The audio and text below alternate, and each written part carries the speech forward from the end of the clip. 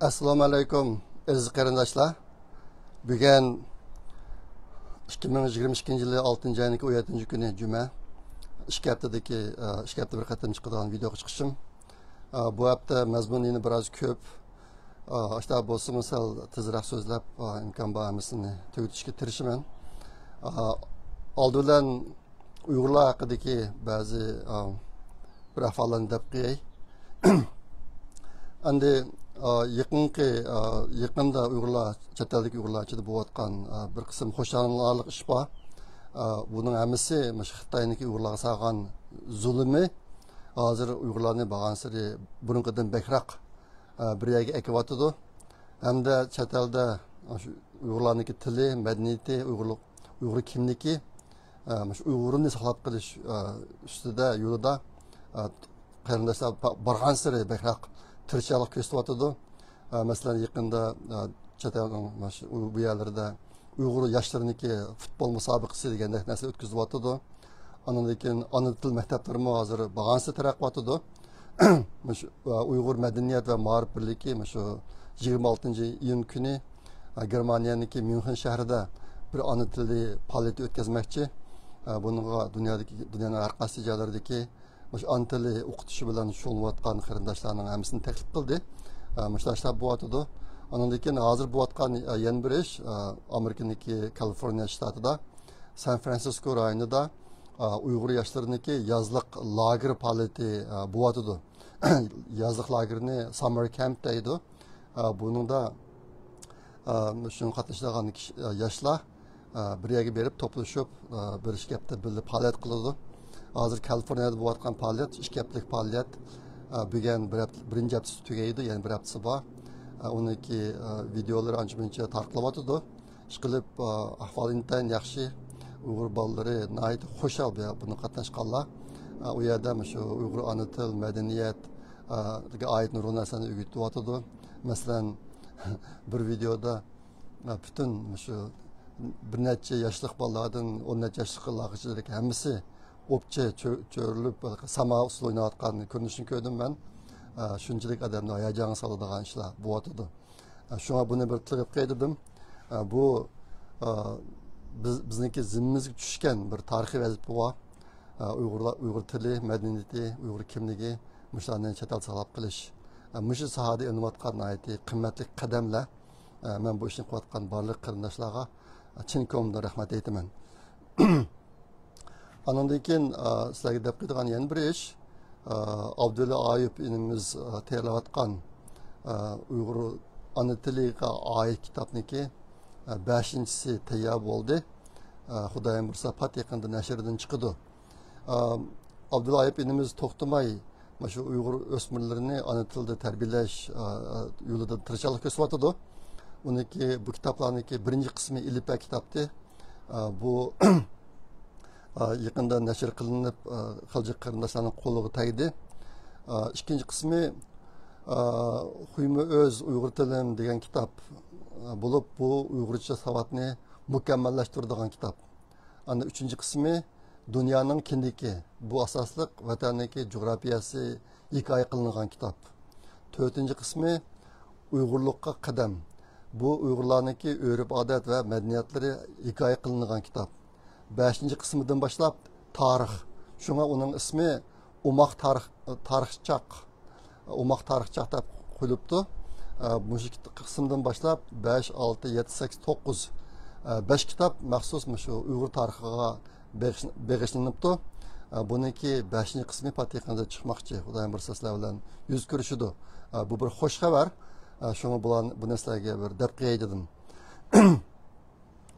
Endi yaqinda Uyg'urlar bilan munosabatlik cho'ng xabarlar hali ko'p chiqdi shu 2 haftaning ichida.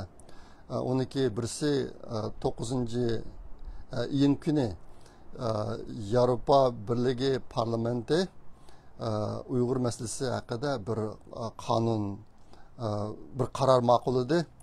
Buningda Xitoy hokimiyatining Uyg'urlarga qaratgan sistemlik kishilik huquq dafsanchiligini buni nimaga insoniyatga qaratilgan, insoniyat ustidan yurgizilgan jinoyat va bir og'ir darajadagi irqiy qirg'inchilik tahdidi deb atadi buni. Shunday bir qaror oldi. Bumu Yevropa Birligi'ndeki tarixida bu tunji qatim endi Uyg'urlar uchun shunday bir ishni qilishi. Endi bu yerda insoniyatga inson ustidan yurgizgan jinoyat degan gapni aytib obdan oldi. Bu irqiy qirg'inchilik kelgan chog'da irqiy qirg'inchilikning og'ir tahdidi deb oldi bular. Qirg'inchilik deb o'zini atamay. Endi nima deymiz? Dunyo Uyg'ur qurultiyi qatorliq bir qism tashkilotlar bu ishga kuch chiqadi. Oxirida erishgan natijamiz shu. Biz ularga tirishchilikka rahmat aytamiz. Endi haqlar biz deganning hamini bermaydi. Belgisi kelgancha bir ekan, endi ma'lumotlar bo'ldi endi. Buning Xudoga shukr. Burun yo'qdi bunaqa narsalar. Hozir endi yaqinda dunyoda bir cho'ng o'zgarishlar bo'lyotdi. Bo'libmi shu insonlarniki qimmat qarashi, axloqiy o'lchimi jihatda ajoyib g'alati ishlar o'tirib chiqyotdi. Masalan, hozir Amerikaniki siyosatiga qaragan bo'lsanglar yaqinda hozir dunyoning iqtisodi qanday olib ketib bordi, Amerikaning iqtisodi qanday olib ketib bordi hammamiz bilamiz. Shunday bir ahvolda Amerikaning iqtisodini bir xil tarixiy iqtisodiy asli kelish bo'lyotdi deb atayotdi. Amerikaning hozirgi hukumati historical economic recovery deb bu tarixda ko'rilib boqmagan, misli ko'rilib boqmagan darajadagi iqtisodiy asliga qaytish, asliga kelish hodisasi yuz berdi deb aslida maqtanyotdi. Hozir Amerikaning iqtisodi qanday, dunyoning iqtisodi qanday qayga ketyotdi buni hammamiz bilamiz. Andan keyin shu yaqindagi hozirgi Amerika hukumatiniki bayonotchilari hozir shu pul pahallığı haqida to'talgan vaqtida ikki ish sababidan birisi Xitoy virusi, yana birisi Rossiyaniki Ukrainaga tajovuz qilib kelishi tufaylidan dunyoning ham yerida pul pahallığı bo'lyotdi, faqat Amerikada bo'lmaydi deb shuna davatadi. Bu qip-qizil yolg'onchilik. Agar sonliq ma'lumotlarga qarasanglar, shu biroz taraqqiy qilgan dunyodagi biroz taraqqiy qilgan allachida Amerikadagi pul pahallığı eng og'ir. Yaqında chiqqan son 8,6%. Qolgan davlatlarniki bundan tuvaraqga. Xilil tuvan. Masalan, Yaponiyaning 2% degandek. Lekin mushtaq do'stim tap tatmay agaplarni davatadi. Qisqasi odam tasavvur qilolmaydigan darajada bir qism ishlar bo'lyotdi dunyoniki siyosiy sahnasida. Biz ularni kontrol qilib olmaymiz. Lekin bu gaplarning bu yerda tig'ilishining sabab men gapni Yevropa Birligi parlamentiniki qarori haqida dedim. Albatta degandek natijasi dal biz umid qilgandek emas, lekin bu intayin cho'ng natija. Shunga bundan hammamiz xushal bo'lishimiz kerak. Mushunga baloqroq da'vataman gapni. Yaqinqi yana bir cho'ng xabar, Birlashgan Davlatlar Tashkilotiga a'zo 47 davlat bir birlashma bayonot e'lon qilib, Xitoyniki Uyg'urlarga qaratgan shu jinoiy ishlarini aybladi. Bu bir cho'ng xo'sh xabar. Endi bu yerda kishiniki ko'nglini yerim qilgan narsa shu birlashma bayonotnomaga imzo qo'ygan 47 davlatning ichida birmi turk davlati yoki musulmon davlati yo'q. Buning ichida Albaniya bor ekan. Albaniyani musulmon davlati deb ataymizmi yoki yarim musulmon davlati deb ataymizmi bilmadim. Ish qilib aholisiniki ko'pincha qismi musulmon bo'lgan boshqa davlatlar yo'q. 47 davlatning ichida. Ben her qatim ishlarni ko'rsam intayin ichinaman. O'zimniki shu boshqaga bergan suhbatlarda, leksiyalarda bu gaplarni ko'p dedim. Biz o'rgangan islom hozir dunyoda topilmayotdi. U nima degan chog'da musulmonlarning hammasi qarindosh. Agar musulmonlarniki bir biligi zolimlarniki nimasiga uchirsa, izishiga uchirsa, qolgan musulmonlar yordam qilish kerak. Bu biz o'rgangan islom musulmonlik ashtaqdi. Lekin hozirgi dunyoda bu hozir hech qanday tepilmasdan bo'lib ketdi. Bu ishlar aqaqdan o'tirib chiqyotdi. Odamni ichindirdi aytdi. Turk qarindoshlarimiz shuning ichida. Bu qatim chiqqan yana bir xabar, cho'ng xabar. BTT'niki kishilik huquq oliy komissarining boshlig'i Michelle Bachelet degan xonim haqida xabar chiqdi. U bo'lsa-mu bu xonim yaqinda o'ziniki keyingi qatim qayta saylanishga qatnashmaydiganligini e'lon qildi. 8-yanvar 31-kuni muddati tushdi ekan. Aslida bu ayolni davomli shu o'rinda turdi ekan. Hatto Birleşken Devletler Teşkilatı'ndaki baş sekreterliğimi saylanmoqchi bu etibdi deb shu gaplar chiqqan. Hozir bu xonim unda qilmayman, mushqatim chiqib ketaman dedi. Buni ma'lum menda aytgan chog'da Uyg'urlarning g'alabasi deb atsak bo'ladi. Sababi nima degan chog'da bu xonim yaqinda Xitoyga ziyoratga berib, Sharq Turkistonga bordi. Undan keyin bergan muxbirlar yig'indi degan gaplari asosan Xitoyda yuz bergan narsa. Xitoyda yuz bergan narsani o'qigan. Aştan olan intayin bir şermendilik kıldı. Bununla dünyadaki nurgun orullar 230 teşkilatlar hemisi narazılık bildirip hanımını çüp kessin vazifesinden degan narsani talep qilgan. Bunun içinde başlamcı rol oynaganlar Uyg'urlar. Aşta bu başqa maaşını endi Uyg'urlarniki qo'lga kiritgan bir cho'ng g'alabasi deb atsak menimcha ortiq ketmaydi. Andan keyin hozir endi Xitoydan qaytib kelib, maaşlarni e'lon qilib qo'ygandan keyin bu xonim ba'zi narsalarni oshkorlayotdi. U nima degan chog'da bu qatim Sharq Turkistonga ziyoratga borgan chog'da uningga boshdan oxir Xitoy hokimiyatining odamlari bilib bo'lib, o'zi xalqaga bag'uzmay, faqat shu Xitoylar belgilab bergan yerlarni ko'rib qaytib kelganligini, o'ziniki kurd ayollarni tanlashda hech qanday erkinligi bo'lmaganligini da'vatida endi. Bu albatta haqiqatda o'tgan qatim Xitoyda bergan muxbirlar yig'inida bu haqda hech qanday gap qilmagan. Hozir endi chet elga qaytib kelgandan keyin bu gaplarni da'vatida. Herhalde bu bir ilgirlash biz uchun bir yaxshi ish.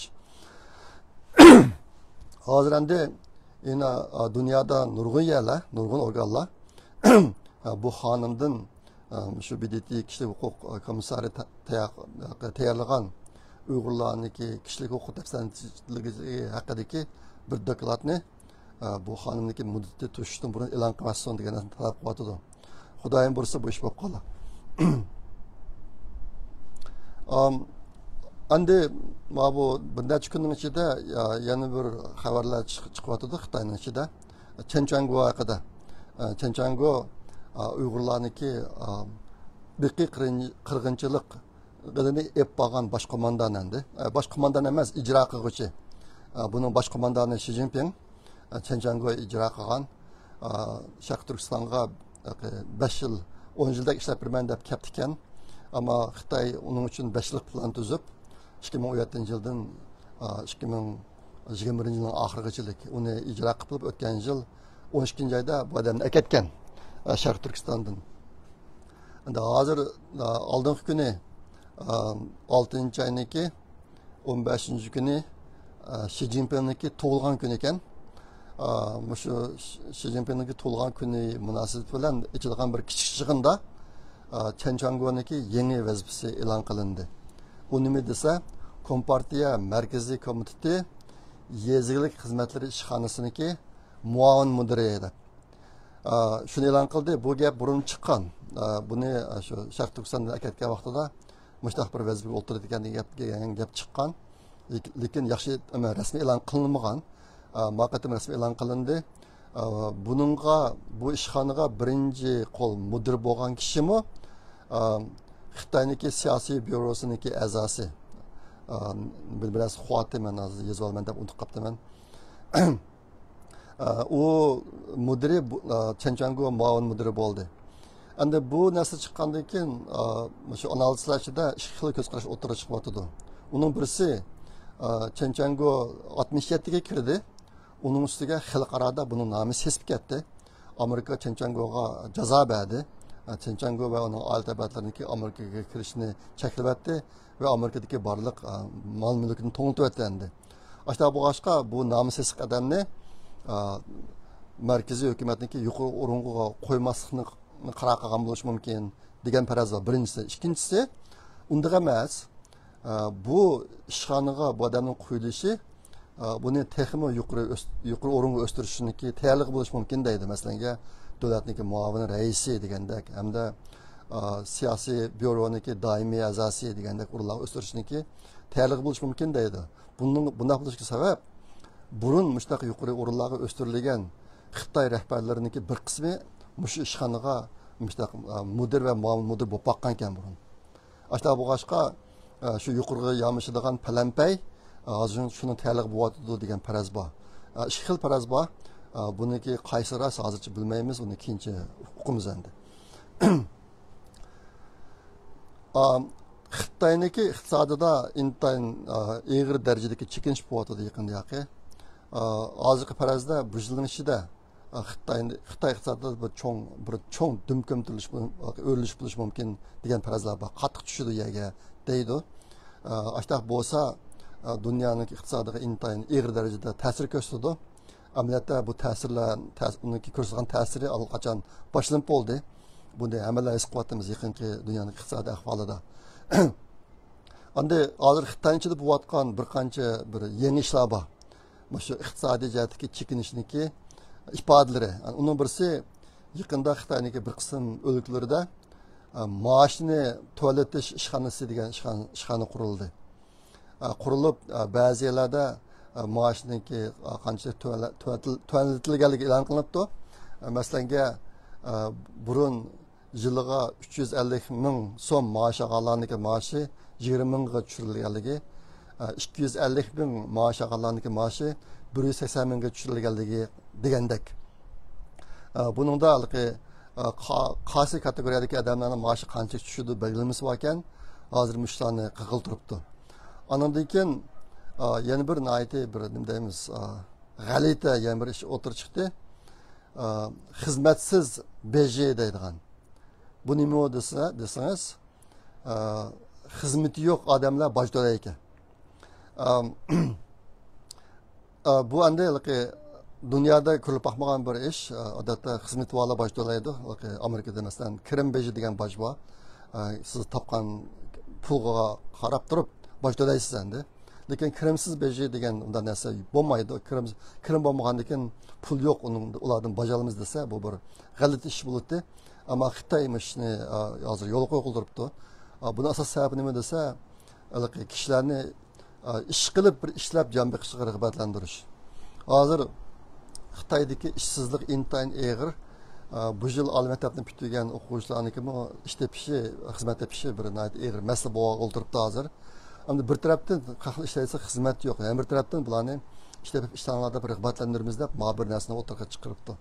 Endi bu ishlardagi keyinligi qanday bo'ladi, uni bundan keyin bilamiz. Yana bir ish Amerika va g'arb allaridan bor deb o'ylayman, internship degan bir narsa bor. Oliy maktab o'quvchilariniki o'quvchi vaqtida shirkatlarga yoki hukumat organlariga kirib ishladigan ish internship deydi. Bizning idoramiz har yili o'quvchilarni oladi, yozlik xizmatchi qilib 600-700 o'quvchini oladi. Hozir bu yil yozniki o'quvchilari ko'p bo'ldi, hozir yaqin xizmat tushib bo'ldi. Endi Amerikada o'quvchi xizmatchilarga maosh beradi. Bu o'quvchi xizmatchilikniki alaylik nima desa, bularga amaliy xizmat tajribasini o'rgatish. Endi siz sinfda o'qimay, o'qigan narsangizni bir qismini ishlatgach o'qisangiz, uning unumi boshqacha bo'ladi. Oliy maktab o'qishining unumi boshqacha bo'ladi. Bu birinchisi. Ikkinchisi, Amerikadagi cho'ng shirkatlar mushtaq o'quvchilarni xizmatchi qilib elib yoziq ta'tilda.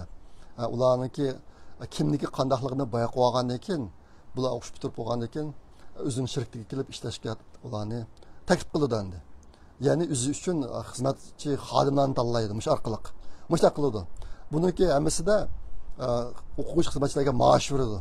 Hozir Xitoy bo'lsa buning aksicha, sen bizning shirkatga kelib ishlasang mayli, sen tajriba qilib olsan, keyinchi xizmat tepishing osonroq bo'ladi, shunga sen bizga pul to'laysan deb. Siz bir shirkatga berib ishlab berdi ekansiz, ham pul to'laykansiz ularga. Mushtaq bir ishni yo'l qo'yib turibdi. Ondan Xitoyda hozir avjagan yana bir ish majburiy pul iona qilish. Buni vazif qilib tushirib, masalan kadrlar manch pul, dehqonlar manch pul, ishchilar manch pul har oyda ionni bermasa bo'lmaydi deb. Bunday ishlar burunmi bo'lgan. Hozir biroz texnik umumlashib turibdi bu. Mushlarning hammasi nimadan darak berdi desanglar, yana bir ish hozir Xitoyda siz bankaga qo'ygan pulingizni ololmaydigan ahvol kelib chiqyotidi. Hozir necha o'lkalarda bu bir cho'ng voqea bo'ldi. Xalqlar bankaga berib pulini olmayman desa bermaydigan ashta bir ish chiqyotidi. Mushaning hammasi nimani ko'rsatadi degan chog'da Xitoyniki pul g'azinasi quruq pul yo'q. Ashta bo'lganlik uchun hozir endi o'zini saqlab qolish uchun mushta tadbirlarni qo'llanyotidi degan ko'z qarashlar bor. Bularning hammasi Xitoyda bu yil iqtisodiy jihatda cho'ng bir o'rilish, yemirilish bo'lganligini ifodalari endi mushta bir ish bo'lib qolishi mumkin deydi. Endi Xitoyning iqtisodiy qattiq o'rilsa, Xitoy yerga qattiq tushsa, dunyoni tartibida bir qatim. Bu yomon ish bo'lishi mumkin, yaxshi ish bo'lishi mumkin. Nimishqa degan chog'da dunyo buzilib xil bir yerga bordi hozir. Bo'libmi taraqqiyotgan allarning hammasi shu o'ziniki normal hayotini yashab menish uchun Xitoyga tayanimiz bo'lmaydigan bir xil iqtisodiy qurilma borliq keldi. Xitoy hozir dunyoniki cho'ng zavodi, nihoyatda ko'p buyumlar, yeni sanoat buyumlarining hammasi Xitoydan chiqadi. Xitoylar buni monopol qilib olib, boshqa davlatlardagi yeni sanoatlarning ko'p qismini vayron qilyapti bular. Ashun bilan dunyo Xitoyga tayanimiz bo'lmagan holat kelib qolgan hozir. Ashta bo'lganlik uchun agar bu qatim Xitoyda cho'ng bir Xitoyning iqtisodiy bir cho'ng chekinsa, o'rilsa, mag'lub bo'lsa, dunyo o'zini tanishib oladi. Endi bir necha yil dardini tortamiz uniki. Undan keyin burun taqvatgan yeni sanoat shirkatlarining qaytadan aytib, nurg'un alla hozir Xitoydan kelayotgan buyumlarni o'zlari chiqaradigan bir holatni vujudga chiqarish mumkin. Bu vaqtda tadbirlar qo'llanyotadi. Masalan, Amerikada tadbir bor bu vaqtda. Ashundan bilan garchi biz bir necha yil ig'ir qiyinchilik uchrasak-mu, undan keyin dunyoning iqtisodida bir cho'ng yuzlanish bo'lib, dunyo normal mengiydigan Xitoy bo'lsa, burunqidek ho'kraydigan, o'rindan tushib ketadigan bir ahvol shakllanishi mumkin. Shunga bu bizning oldimizga kiradigan ahvollar, bir qism farazlar, buni men shuncha xil deb qo'yay. Endi sizlarga deb qo'yadigan yana bir narsa bor. Yaqinda Xitoyniki Tangshan rayonida erlar ayollarni urish voqeasi bo'ldi. Bu voqea nihoyatda cho'ng xabar bo'lib ketdi Xitoy ichida. Xalqaroga xili chiqdi. Men bu Twitterga 3 videoni chiqarib qo'ydim shu yoqda. Shu Xitoy erlari ayollarni urayotgan videoni shuni chiqarib qo'ydim. Facebook'ga hozir 3 chiqarib qo'ydim bu vaqtda. Bu bir cho'ng ish. Shunga bu vaqtda kishilar narsalar deb dedim. Endi buniki cho'ng ish bo'lishi Xitoyda bunday ishdan o'tirib chiqishi bu huquq kurishiniki bir xil ifodasi bu. Aqsda huquq kurishi bor buniki. Undan boshqa buningga yushiringan muhim uchurlar bor. U nima deganda Xitoy Uyg'urlarga qotillik qildi. Qisqagina 5 yil ichida Uyg'ur millatini vayron qilyapti bular. Zodi qaysi darajada vayron bo'ldi, biz to'liq uqmaymiz. Men o'zim egalgan uchurlarni hozir qadar deb keldim. Men egalgan uchur bilan xalqaro xabar qilayotgan, diqqat qilayotgan uchurlar o'tirisida cho'ng farq bor. Bo'libmi bular 1 milliondan ko'p Uyg'urlarni jazo lageriga solib oldi degan gapni davomli ishlatib kelyotdi. Amaliyotda hech qanday bir odam berib tekshirib, zodi Uyg'urlarning qanchaligi Uyg'ur jamiyatidan yo'qolib ketdi, qanchalik o'lib ketdi, buni tashviqqa ahvol yo'q. Xitoy Uyg'urlarga qotillik qildi. Xitoy o'z fuqarosiga zolimlik qilyotdi. Buni hammasini ko'rdik. Buning cho'ngroq ifodasi masalan Hong Kongda bo'ldi. Undan keyin yaqinda virus bilan Shanxayda bo'lib ketgan voqealar. Hammamiz ko'ryapmiz, hozir bu yerda davomlashyapti. Xitoy virusi bilan munosabatlik Xitoyda yuz berayotgan ahvollar intayin ko'p. Ularni dapol bo'lmaydi bu yerda. Ondan keyin Xitoy dunyoga luchaklik qilyapti. Xitoy hokimiyatiniki xalqaro munosabatda qo'llanayotgan usuli luchaklik usuli bular. Luchaklik ish qilyapti. Buni butun dunyo ko'ryapti. Endi ko'ryapti, kelmayotganlarmi oz emas hozirmi? Shunga biz Uyg'ur davosida dunyoga qanday uchurlarni yetkazamiz? Bu masalada biz yetkazadigan uchur faqat Uyg'urlarga oid uchur bo'lib qolsa, biz uchraydigan yordam cheklanmaga uchraydi. Biz Uyg'urlarniki hozir Sharq Turkistonda 5dan o'tkazayotgan fojialarni dunyoga anglatish bilan birlikda Xitoy hokimiyatidagi o'z puqrolari qaratgan zolimlik siyosati va dunyo qaratgan lukchalik siyosatini tang deyishimiz kerak. Mushtaq qilgan vaqtimizda dunyo Xitoy hokimiyatidagi abdi basharsini qancha to'liq tushunsa, ulardan bizga keladigan hissdoshlik va yordami shuncha cho'ng bo'ladi. Shunga yuqorqi uch ahvolni tang deyishimiz kerak dunyoga. Yana bir narsa, shu xalqaro sahnalarda faoliyat qilayotgan qarindoshlarniki kalsida uchiq bulichiq tegishli bir ish. Xitoy hokimiyati dunyodagi eng cho'ng qor tashkilot. Mushuni deb turishimiz kerak, davomli deb turishimiz kerak. Buniki eng cho'ng ifodasi yaqingi zamonda ikki qatam bo'ldi. Birinchisi 4-iyun Tiananmen qirg'inchiligida bo'ldi. İkincisi 5-iyul Urumchi qirg'inchiligida bo'ldi. Dünya 5-iyul Urumchi qirg'inchiligidan ancha e'tirof qilmaydi, tilg'anmaydi. Ammo Tiananmen tilg'ayotdi. Mushki vaqada Xitoy Kompartiya hokimiyatining bir cho'ng qora guruh ekanligi oshkorlangan. Xalqni tinchlik namoyish bilan shug'ullangan xalqni tank bilan bostirgan. Buni hammamiz bilamiz. Undan boshqa agar sal burunqiroq tarixga qaragan bo'lsak, mushayda qarindoshlar izinib qo'ysin ayt yaxshi. Biz Mao Zedongni obdan bilamiz. Shaxsan men Kompartiya tarixini 3 qatim o'qidim. Başlang'ıçta bir qatim, to'liqsizda bir qatim, yo'q başlang'ıçda o'qimabdim men. To'liqsizda bir qatim, to'liqda bir qatim, oliy maktabda bir qatim, 3 qatim o'qidim men Xitoyniki Kompartiya tarixini. Hozir chetga chiqqandan keyin bilgan ahvol ularning hammasi to'qilma ekan, yolg'on. Masalan, Mao Zedongga qaragan bo'lsak, Mao Zedong 6 xotin olgan ekan. Uning vahshiyligi boshqa odamning xotinini yaxshi ko'rib qolib, shuning bilan bu inqilobning ehtiyoji deb ularni ajrashtirib o'tib, uning boshqaning xotinini o'zining xotinini qilib olgan ahvollar bor. Ondan keyin yangidan bir xotin olgan chog'da oldingi xotinini turmush sulab, uzun muddat 10 yil, 20 yil turmush sulab, turmudan chiqqan ahvollar bor.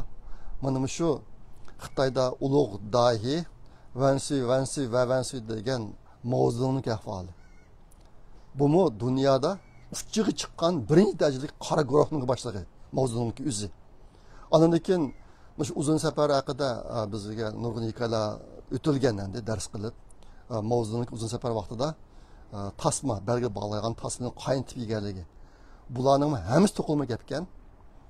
Shu uzun safar jarayonida hech kimga yeydigan oshliq yo'q. Shuncha odamda oshliqda o'lib ketgan vaqtda Mao Zedong har kuni birdan to'q yeydi ekan. Nada bo'lishini qat'iy nazar cho'qim to'q tepib, buni bir to'q pishirib turadigan ayrim mushtashlar bor. Endi hozirgi Xitoy hokimiyatiga qarasak, u butunlay bir qor guruh. Xitoy hozir shu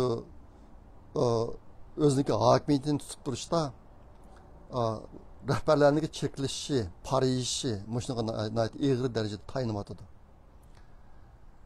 Bu Xitoy boshlarni o'ziga tortishda cheklashish, parbirish mushunga tayinadi. Boshlarni tutishdi mashundaq. Nimishqa deganda, hozir Xitoy rahbarlarining hammasi par yegan, cheklashgan, hammasiniki iqtisodiyot, jinoyat va bularniki. Yuqoridagi boshliqlar bilib turib tuvandikilarga mana fursatni yaratib turdi oldi bilan. Ash orqali o'ziga tortadi. Lekin keyin zururib qolsa, xalqan birisini tutib, sen pariding, manchilik iqtisodiy pulni o'zingning qivalding deb turib bularni jazolaydi endi. Shunga bu chirklik Xitoy hokimiyatida ikki bislik qilish. Ham o'ziga odam tortalaydi, ham o'zining qashqa odamdan tutalaydi xalqancha. Mana qilib kelyapti. Endi meniki shu videoni Twitterga chiqarishimda bu narsalarni orqa ko'rinish qilgan biroz. Bo'libmi Xitoy hukumatining bo'libmi hozir Xitoy hokimiyati hozir nima Xitoydagi davlat boshqarilish bir xil qor guruhlarniki qul orqali vujudga chiqayotganligi, buniki eng yuqorisida Xitoy Kompartiya hokimiyatining borligi. Mush bir uchurni dunyoga anglatish. Mush haqda chiqadi mana shu videoni. Agar undagi inglizcha yozilgan mazmunni o'qisanglar, mush mazmun bor. Xitoyni hozir bir jinoiy ishlar guruhi boshqaryapti. Buniki eng beshida Xitoy Kompartiya hokimiyati bor. Xi Jinping Uyg'ur masalasida Uyg'urlarga qat'iy rahimlik qilmanglar degan, dunyo qat'iy rahimlik qilmanglar degan gapniki ma'nosini hozir tushungan bo'lish kerak. Bu Xitoy Kompartiya hokimiyati o'ziniki o'z fuqarolari ichidagi ayollar va bolalarni xuddi shu videodagidek ayollar va bolalarga xuddi shu videodagidek muomala qilyotdi. Ashta boshqa dunyo xalqi Xitoy hukumatidan yana boshqa nimani kuta oladi? Nimani umid qila oladi? Hozir dunyodagi boshqa ellar mush yaqinda Xitoyda yuz bergan shuncha bola ahvoldan keyin yana Xitoy Kompartiya hukumati bilan normalni munosabatni saqlab menayotgan bo'lsa,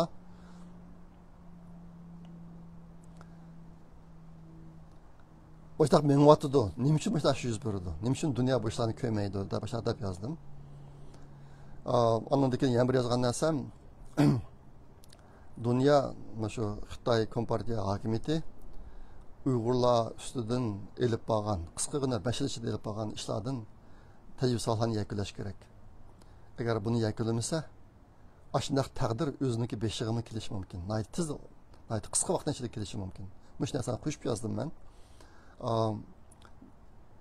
Bu gaplarni deb qo'yishimning sabab Uyg'ur davosining har xil shakllari bor. Ben o'zimniki Twitter'dan paydalanib, o'zim qalayqashlarni qaqashtiray deb qo'yishni to'xtamay qo'yaman. Twitter'da ishlatadigan qarindoshlar bundan biladi. Ma shu videoniki birinchisi 9600 qatim ko'rilibdi, ikkinchisi 4900 qatim, uchinchisi 79600 qatim ko'rilibdi. Bunda o'ylab baxsaq bo'ladi. Men masalan ba'zida suhbat beraman, ba'zida yig'inlar qatnashaman. U yerda bizniki degan gapimizni qancha odam anglaydi. Munda sonlarga yetish mumkin emas. Ashta bo'g'ashqa bu mushtaq Twitter'dagi tashviqot qurollarniki, ijtimoiy tarmoqlarniki unumi yaxshi bo'lyapti hozir. Ma gaplardan deb qo'yishgan sabab bu jihatda qo'ldan ish qilgan qarindoshlar buni sal qaramaydi. Ondan keyin biz Xitoy haqida gapirganda yolg'iz Xitoyniki Uyg'urlarga qarta epagan zulmi fojialarlar emas, uning zodi bir qanday hokimiyat ekanligini qo'shib deyishimiz kerak.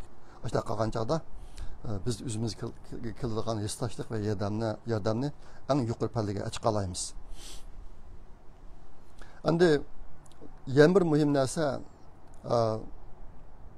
men deb ketadigan Xitoy Kompartiyasi 1949 yılı hakimiyetini qo'lga oldi. Undan keyin u tayangan 3 cho'ng qurol bor, 3 cho'ng nazariya bor. Uniki birisi Marksizm, Leninizm, kommunistik nazariyasi, buni hammamiz bilamiz. Bu kommunizm nazariyasi Xitoy Kompartiyasiniki nazariya asosan shunga tayanib kelyapti. Undan boshqa kishilar ancha ko'p bilmaydigan yana ikki cho'ng nazariya bor. Onun birisi ijtimoiy Darwinizm, üçüncüsü keltirib chiqarilgan inkas nazariyasi. Buni İngilizce conditioned response yoki Pavlovian response deb ataydi. Men bu vaqtda ozroq tushuncha beraman. Bu vaqtda menimcha Uyg'urlar bu vaqtdan ko'p anglamagan burun ijtimoiy Darwinizm bilan bu keltirib chiqarilgan inkas bu narsa. Bu narsalar hozirmi intayin nayt küçük derecede devre sürüyordu Xitoy devletide. Lekin Uyg'urlar biraz bu işlerden xabarsiz. Şuna muştoğlu kısa tushuncha bir qaydadim. Meniki burunqi yazmalarını o'qigan qarindoshlar biladi. Men Yaponiyada 2,5 yil yashadim. Amerikaga kelgandan keyin Yahudilar bilan ko'p birga ishlayapman. Hozir mana shundaq mening farzimcha bizning idoraniki hozir 6000dan ko'proq xizmatchisi bor. Buning 10%dan ko'proq xizmatchisi Yahudilar bo'lishi mumkin. O'zimning farzimcha, men aniqsan bilmayman. Bu Yaponlar Yahudilar ancha kulmaydi. Nəhayət g'amgin yashaydi.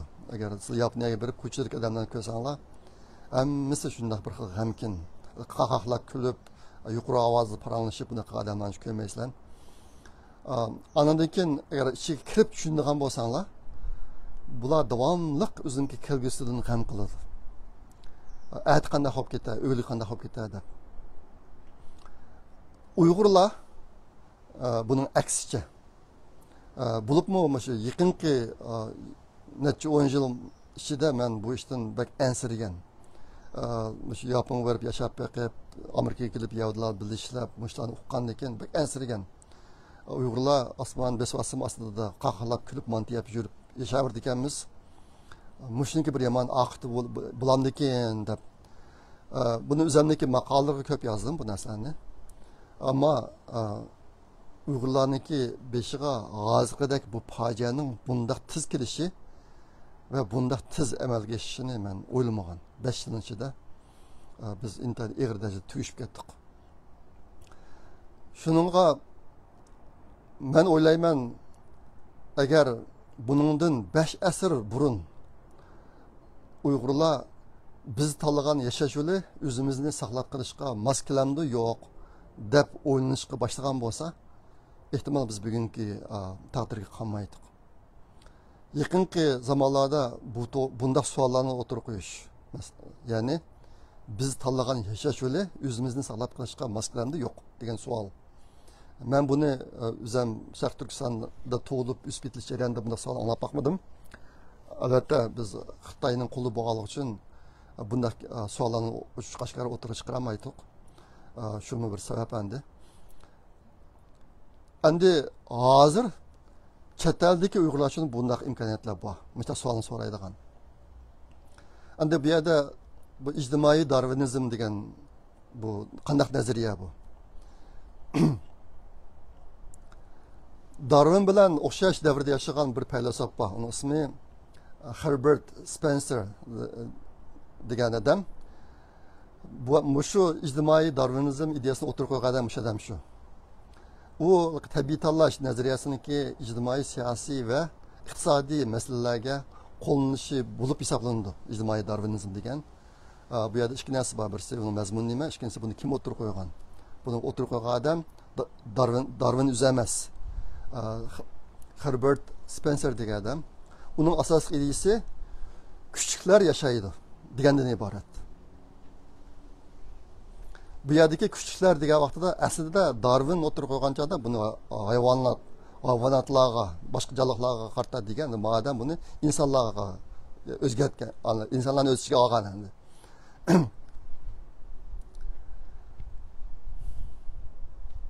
Endi mushtaq ideya o'tirib chiqqandan keyin, shu Spencer'niki ijtimoiy darvinizm ideyasi o'tirib chiqqandan keyin, Yevropalik ahtaliklar boshqa millatlardan ustun turdi, shunlashqa ular chuqur boshqalar ustidan hukmronlik qilishi kerak degan ideyani ilgari surgan Yevropada.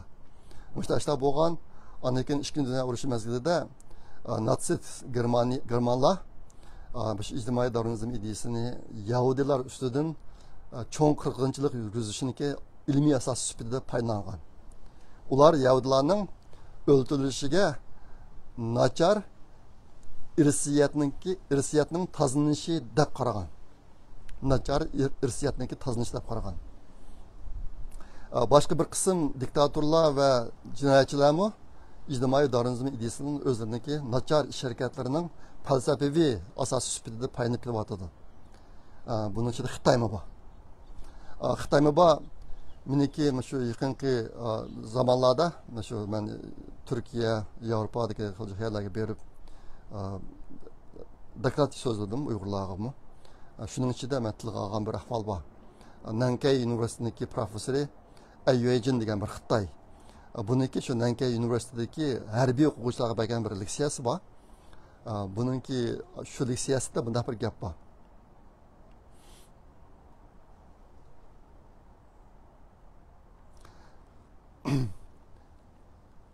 Xitoy madaniyatining mohiyati asl-masya qilish deydi.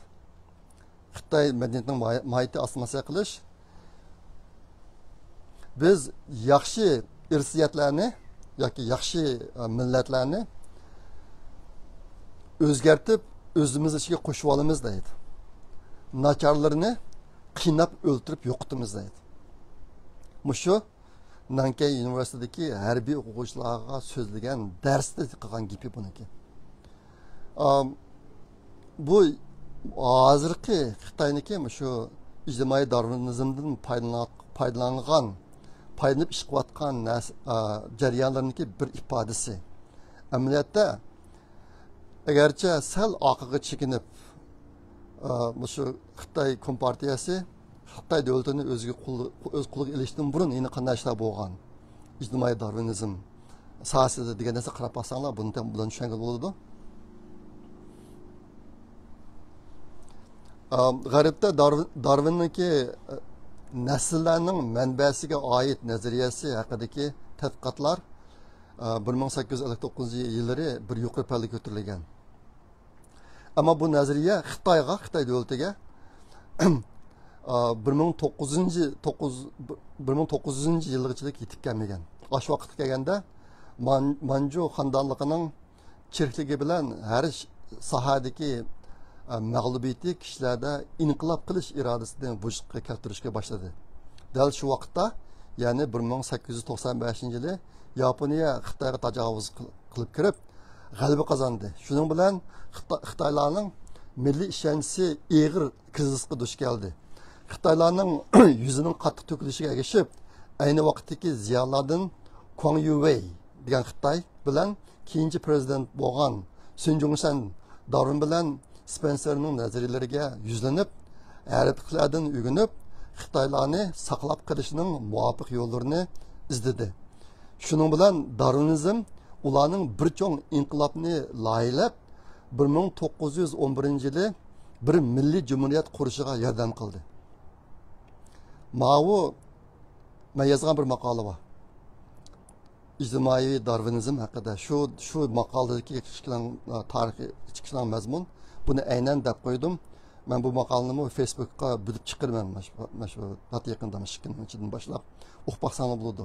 Mana bir tarix arxivlanishi bor. Sun Jung-san ijtimoiy Darwinizm nazariyasidan foydalangan. Bu shuning degan davomlashib hozirgi Xitoy hokimiyatidagi Xitoy kompartiya hokimiyatining uch cho'ng nazariy asosining birisi bo'lgan. Birincisi Marksizm, Leninizm, Komünizm nazariyasi, ikincisi ijtimoiy Darwinizm, üçüncüsü keltirib chiqarilgan inkas nazariyasi. Keltirib chiqarilgan inkas nazariyasi hozirmi Xitoy ichida intayin cho'ng rol o'ynayotdi. Uning bir cho'ng ifodasi Uyg'urlardagi qo'rqinchlik. Hozir chet eldagi Uyg'urlar ichida qo'rqmay o'tirg'i chiqib Uyg'urlarning beshiga kelgan zulmga qarshi gap qilayotganlar menimcha umumiy chet eldagi Uyg'urlarniki yana intan oz bir qismini egallaydi. 30% barani bamamda o'qilmaydi. Bu ziyonlar o'qigan Uyg'urlar ichida bu nisbat texnik to'van. Mushtaq bir ahvolning shakllanishida mana shu keltirib chiqarilgan inkas nazariyasiniki roli intan cho'ng. Shunga ma'nosi to'g'ri alayda to'xtalyapman. Bu nazariya nima ekan desanglar? 1890 yillari bir Rossiyada bir fiziologiya olimi yaşagan. Uning ismi Ivan Pavlov degan adam. Bu adam aslida ishning oldiga tamoq qo'ygan joyda unga sho'lga chiqadi endi. Mushtaq bir narsani tadqiq qilgan adam kabi. Mushuni tadqiq qilish jarayonida kim bir ishga diqqat qildi bu adam? U nima desanglar? Bu adamniki yordamchisi har kunisi ishning tamig'ini olib, turayotgan uyga kirib, chiroqni yondirib, kirib bo'g'ichilik, tamoqni ishdan oldiga qo'ymasimi, ishga sho'lga chiqadi ekan. Bu odam ishdanki bo'yniga bir turba tiqib, uni sho'lgayni bir qutiga tushirib, ashtaqa tajriba qilayotgan ekan, keyin qarasa, ishga tamoq bermay turib, uni sho'lga chiqib turibdi endi. Ashtaqa bo'lgandan keyin, bu yerda bir olayda bir hodisa bor ekan deb, keyin asta-asta qarasa shu yordamchisi ishtiba uyga kirib chiroq yondirsamga ishdan sho'lga chiqar ekanda, tamoqni bermasmi. Shuningdan ma'nazirani keyin bu odam bu asli kasbini tashlab, fiziologiya kasbini tashlab, maxsus mushtaq keltirib chiqarilgan inkas nazariyasi haqida izlanib, bir qator siyosatlarni o'tirib qo'ygan. Men sizlarga bir manbani ta'minlay ko'rib baqsangiz bo'ladi. Andi nimshi Xitoy bu ishni qiziqadi. Hozir Xitoylarniki beshiga singib ketgan bir intayin eg'ir bir uqum bor. U nima desa, kompartiya bo'lmasa Xitoy davlati mavjud bo'lib turolmaydi. Kompartiya bo'lmasa Xitoy xalqi intayin eg'ir azob oqibatlarning ichida qolib qoladi degan ko'zqarash. Bu ko'zqarash butun odamlarga singib ketganligi uchun Xitoyda isyankorlar chiqmaydi. Hozir shuna eg'ir ahvollar bor, lekin bularchida haqiqiy turda hokimiyatga qarshi turib bir ishni qilganlar yo'q. Yaqinda Shanxayliklarni sulab qo'yganda ular hokimiyatga qarshi chiqmay binolarni o'zini tashlab o'ltiryapti masalan. Mushtaq ahvollar bak eg'ir. Shuniki mushtaq bir vaziyatni vujudga chiqarishda Xitoy hokimiyatining Uyg'urlarni hozirgi darajada qo'rqitib olishida, yolg'iz Sharq Turkistondagi Uyg'urlarni emas, chet ellik Uyg'urlarni shunday qo'rqitib olishida mush bir nazariyaniki kuch intayin kuchli. Keltirib chiqarilgan inkas. Bevosita inkas emas. Hozir chet elda o'zini yetakchi deb o'ylaydigan bir qism kishilar bor. O kishilar bu nazariyani ancha bilmaydi bu. Menimcha anglab boqmagan, lekin mushu prinsip bo'yicha unum berdigan yo'lni tutib bir qism kishilarni qaymoqtiryotadi. Bir qism kishilarning minisini juyotadi. Shunga qiziqadigan qarindoshlar mush temig'imi biroz diqqat qilib qo'yinglar. Meniki degan ma'nosini o'tirishimning asos sabab hozir Xitoy kompartiya hokimiyatininki asosi bo'layotgan 3 cho'ng nazariyani o'tirib sizlarga bir dab qo'yish. Shu nuqtadan dedim, ammo buniki unumi ta'siri hozirmi davomlashyotadi. Yolg'iz Xitoy davlati emas, yolg'iz Sharq Turkistonda emas, yolg'iz Sharq Turkistondagi Uyg'urlar emas, chet ellik Uyg'urlar ishidimi bu nazariya belgilik rol o'ynab ketyotadi. Asta bu boshqa men bir dab qo'ydim.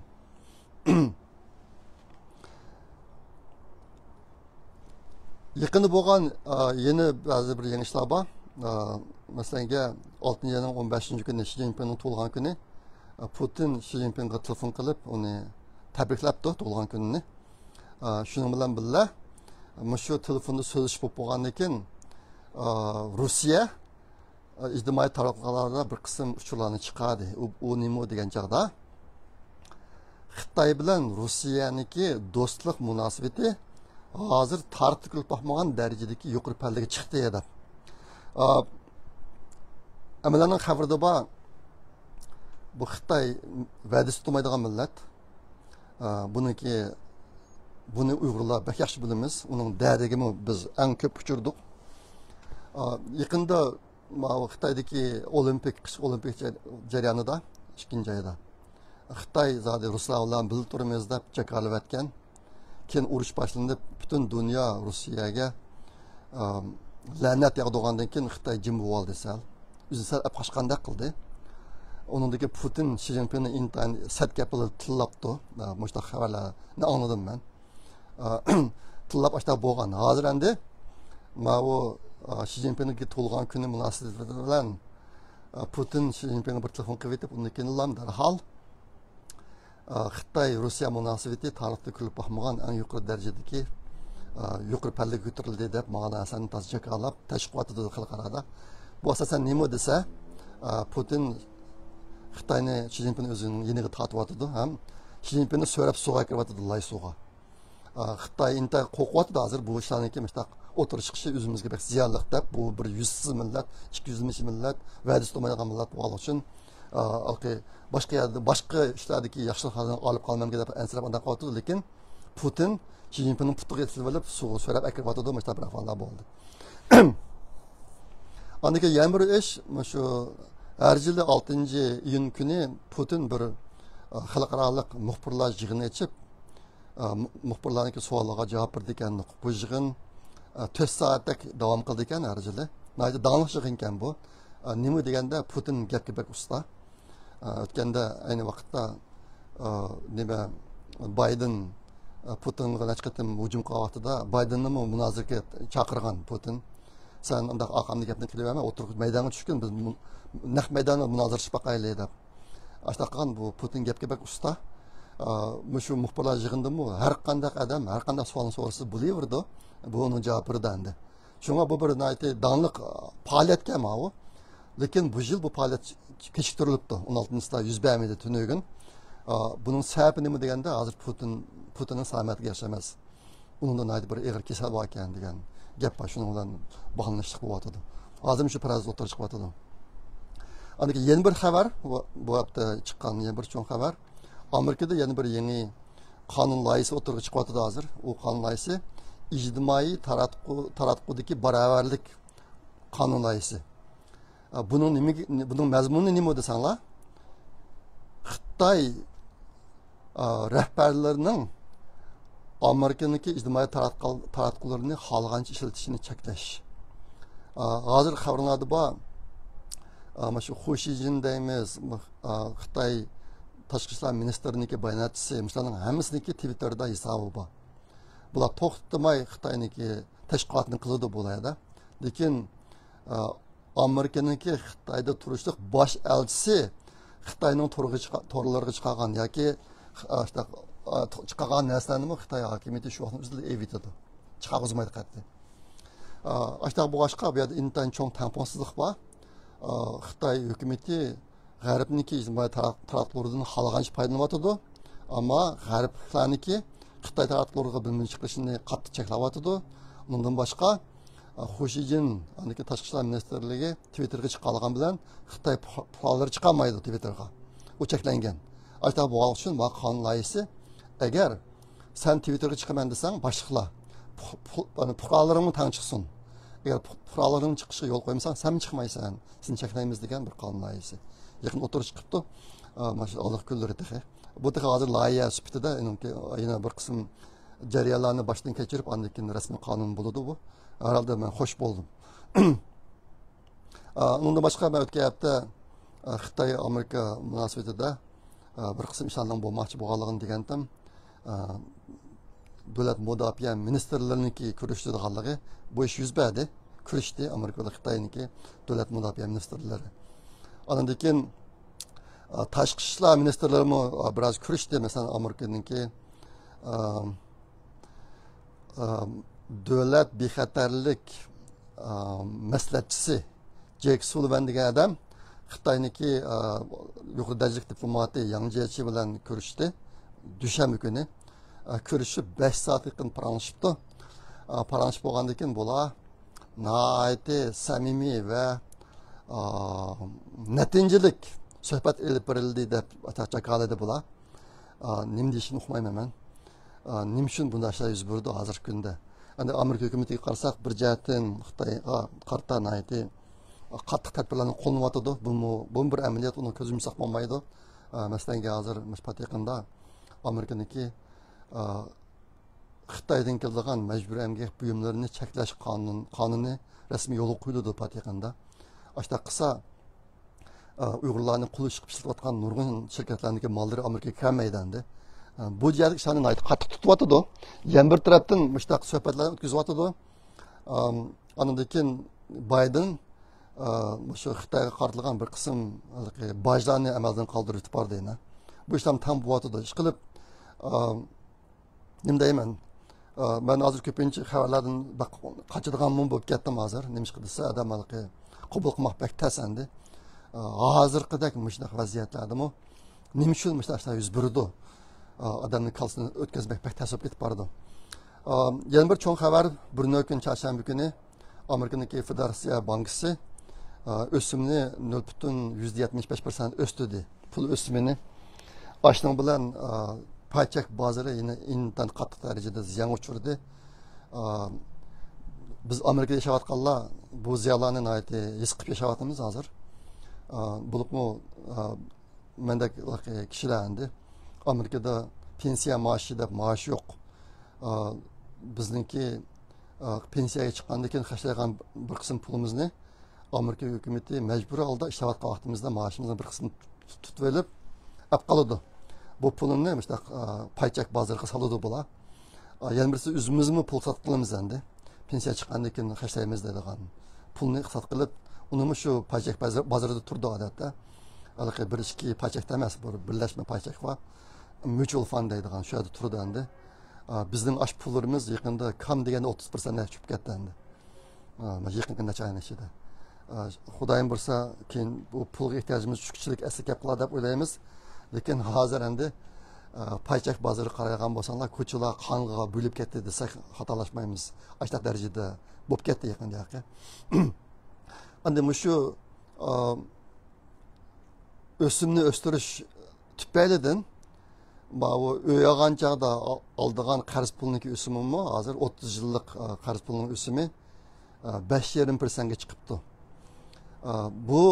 Buni qanday tushunamiz desanglar, men hozir turayotgan endi 30 yillik qarz deb olgan, to'layapmiz buni. Hozir 18 yil bo'ldi, endi 12 yil bor. Biz o'sim tushgan vaqtida yengilab yurib, hozirgi buniki uyimning o'simi 2%. 2% tushirib olgan endi. Hozir yengida uy olganlar 5,5% o'sim to'lash kerak. Ashunday farq bo'lib ketdi hozir. Shu yaqinqi shu Biden o'qib chiqqandan keyin aqaqini o'stirib yurib, hozir mushaq darajaga kelib ketdi. Bu vaqtda jiq to'xtalmayman. Nimishqa degan joyda men bu vaqtda so'zlasam qabul qilolmaydigan bir qism qarindoshlar bor. Ben buni bek ansirgan. Agar bu odam chiqib qolsa, Amerikaning ishi, Amerika-Xitoy munosabati qanday bo'lib cho'ng bizga foydasi afol bo'lib ketganligi haqida ko'p ansirgan. Albatta men o'zgartirmayman, faqat o'zim fikrni o'tirib qolayman. Bu oxiri biz ansirga ishlar bo'ldi, bu vaqtda hozirmi. Shunga men gapni mushuk askartib qo'yay. Obaytin degandek, buning dardini bir qancha yil tortimiz. Hozir ba'zi farazlar bor, endi garchi hozir Amerika hukumati o'simni o'stirayotgan bo'lsa-mu, tiz necha oy yoki bir yilda kiloyini tushirish mumkin deydi. Nimishqa degan chog'da hozirgi tutayotgan yo'l qo'ygan siyosatniki ilib keladigan oqibati texmin nachar. Uni hozir his qilamayotdi, nurg'un kishilar fikr qilyapti, lekin ahmoqatli gapi. Ashlar boshqa yana tez suratda o'simni tushirish mumkin deydi. Undan keyin aytaman degandek, Xitoyning dardini tortamiz. Bütün dünya tatıdı bir qancha yil. Xudoyim bo'lsa, undan keyin dunyoda bir cho'ng silkinish bo'lib, undan keyin dunyo xalqi Xitoyga tayanmay, o'zi mustaqil holda normal yashaydigan bir vaziyat shakllanishi mumkin. U qancha yil vujudga chiqadi o'qmaymiz. Mening farzimcha bir 3 yildan 5 yilgacha vaqt ketishi mumkin. O'ng'ishlik dardini tortamiz. Shunga buni bir deb qo'yay. Bo'ladi, bugungi videomiz hali uzun bo'lib ketdi. Kechiringlar, deydigan mazmunlar ko'pdi. Men ba'zi mazmunlarni oxiriga ep qo'yib men baxtim. Ashta qilsam har haftada yangi narsa chiqavergandan keyin burun qilib qolgan narsani to'xtay olmay ekanman. Shunga muhabbat sal jihraq vaqtim ketsinmi, so'z bitay deb hammasini so'zlab o'tdim. Bu demasa, kirib qatam kirkishi amon bo'linglar. Xayr xo'sh, Allohga omonat.